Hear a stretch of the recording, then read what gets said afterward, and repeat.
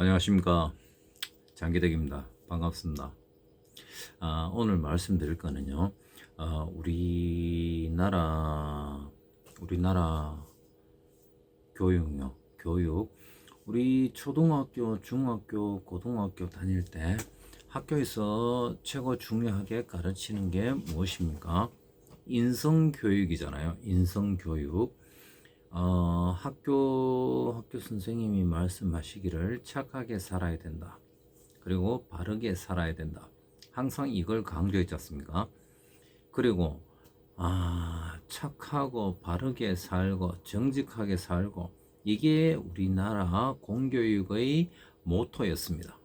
공교육의 그렇죠, 목표라고 할 수 있죠. 그런데 이게 우리 대부분의 학생들은 선생님의 말씀에 따라서 정직하고 바르고 착하게 살고 그렇게 자라납니다. 자라나는데 막상 사회에 나오면은 착하게 살고 바르게 살고 정직하게 살아도 그만한 대우를 못 받는 경우가 많죠. 그래서 억울한 일도 생기는 겁니다. 그리고 사람이 열심히 살고 이러면은 성과가 있으면은 사람이 승진을 하고 올라가야죠. 출세 욕구 아닙니까? 그렇죠. 출세라고 말하기보다는 그냥 보상. 그렇죠. 착하게 살고 뭐를 하면은 거기에 대한 보상이 따라야 되는데, 실제 우리나라 사회에서는 정직하게 착하게 살고 그러면은 바보가 되는 경우가 많습니다. 제가 이번에도 좀 그걸 느꼈는데요. 정직하고 착하고 바르게 이렇게 살고 있었는데 이유 없이 집 바로 앞에 주유소가 딱 들어서서 이렇게 딱 붙었습니다. 담 하나 사이에 두고요. 딱 붙었는데 자기가 소음, 음악, 그 다음에 안내방송 멘트, 그리고 집 바로 앞에, 담 바로 앞에 여기에 세차기를 설치를 해가지고 이 세차기 소음이 심했습니다. 이걸 가지고 이렇게 큰 소음을 내는데 공무원은 이게 법적 기준 내에서 하는 거기 때문에 문제가 없다, 이런 판정을 내려주니까 이 주유소 같은 경우에는 자기가 법적 테두리 안에서 이렇게 당당하게 영업을 하고 재산권을 행사하는데 왜 방해를 하느냐, 이런 식으로 된 겁니다. 그런데 실제로는 이 땅에 이 주유소가 들어서기 38년 전부터 우리가 제 아버지 어머니 우때부터 아마 살고 있었던 집이죠. 실질적인 가정 생활이 이루어지고 있는 주택이었습니다. 이 주택, 실질적인 가정 생활이 이루어지고 있는 주택인데, 이 주택을 그런데 다른 이 업자가 들어와서 하면서 이유 없는 소음으로 이렇게 우리 집을 공격을 하는데, 이게 공무원이 하는 말이 억울하고 당하고 이렇게 소음 방해받는 그게 있으면은 그럼 민사소송을 제기해라. 억울하면은 법으로 하소연하면 되지 않느냐. 이게 무슨 말입니까? 저는 일단 그걸 경험했고요. 제가 졸지에 저는 나름대로 착하게 살았기 때문에 저는 중간은 간다고 생각했습니다. 그런데 막상 이렇게 일이 부딪히고 터지고 나니까요, 이 법이라는 게 굉장히 돈 있는 사람, 빽 있는 사람, 권력 있는 사람 이런데 굉장히 유리하게 되어 있더라고요. 더구나 제 같은 경우는 우리 집에 민가집이 하나밖에 없었습니다, 주위에. 그러니까 아무 도움을 요청할 데가 없죠. 그러니까 제가 말을 하고 하는 거는 혼자만의 메아리가 되는 거고, 어디 하소연 할 데도 없는 거고. 그래서 제가 계속 민원을 넣고 뭐를 하고, 그 다음에 이제 진짜 여러 곳에 이렇게 해서 다 문의를 하고 도움을 요청하고, 그리고 발품을 팔면서 뛰어다녔습니다. 근데 이 상황에서 계속을 가잖아요. 그러면은 마지막에 같이 죽자, 죽음을 각오하고 이제 싸움터에 나가는 거죠. 혼자 죽을 수는 없고, 그래 한번 가자. 죽을 때 혼자 안 죽는다.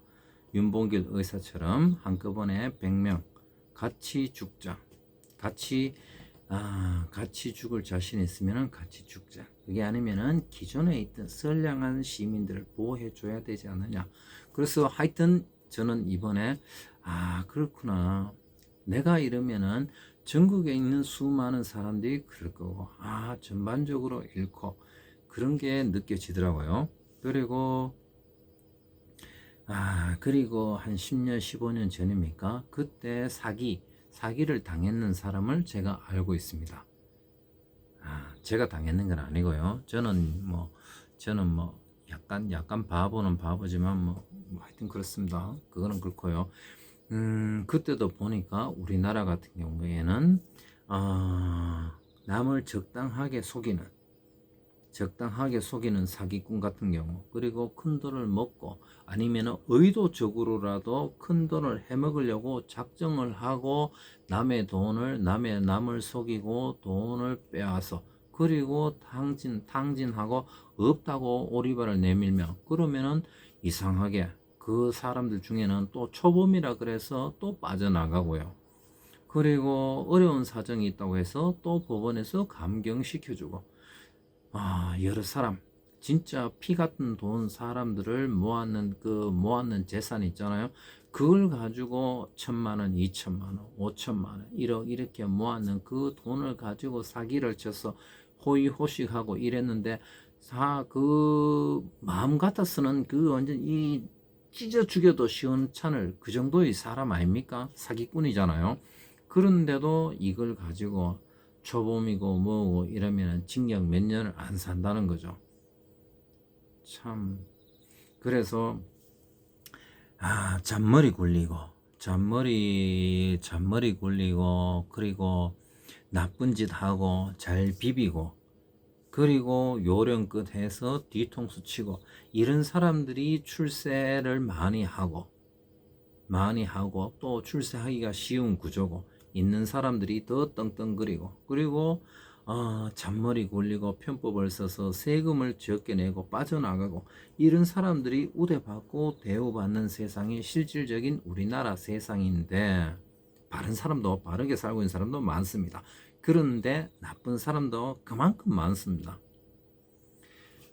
제가 말씀드리고 싶은 것은 요즘은요, 초등학교, 중학교, 고등학교 때 우리가 인성교육을 해가지고 바르게 살고 착하게 살고 우드른을 공경하고 이렇게 해가 좋은 그걸 교육을 받았는데 그렇게 해가지고 바르게 따라왔는 학생들, 자라나는 학생들보다 잔머리 굴리고 뭐하고 약간 아웃사이더 같은 아니면은 거기서 이렇게 방관자처럼 있으면서 저 새끼들 헛소리 하고 있네 이렇게 자라난 애들이 출세하기가 더 좋은 거죠.